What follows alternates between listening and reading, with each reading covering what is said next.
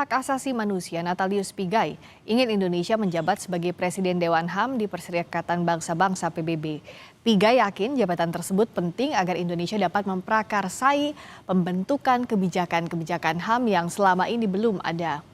Menteri HAM Natalius Pigai menyampaikan hal itu saat peringatan Hari HAM Sedunia ke-77 Rabu lalu.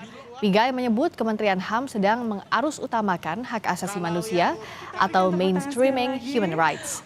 Pigai yakin Indonesia bisa merebut jabatan Presiden Dewan HAM PBB untuk membentuk kebijakan HAM terkait korupsi, lingkungan, pemilu hingga pembangunan. Mohon tetap bertahan di atas dalam puncak acara peringatan Hari HAM.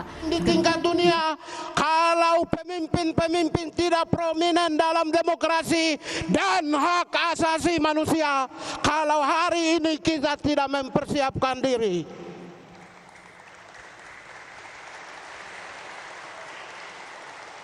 oleh karena itulah Kementerian Hak Asasi Manusia membangun mainstreaming human rights. Kita impus dari ontologisnya, cara berpikirnya.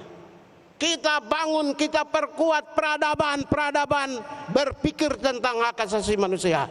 Kita juga impus epistemologisnya. Kita juga perkuat aksiologisnya. Adalah untuk mempersiapkan agar 2045 Indonesia memimpin dunia. Jangan tanggung-tanggung untuk mengambil alih tongkat kepemimpinan dunia.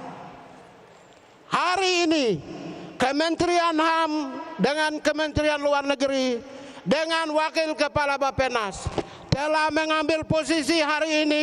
Kami akan rebut Presiden Dewan HAM PBB.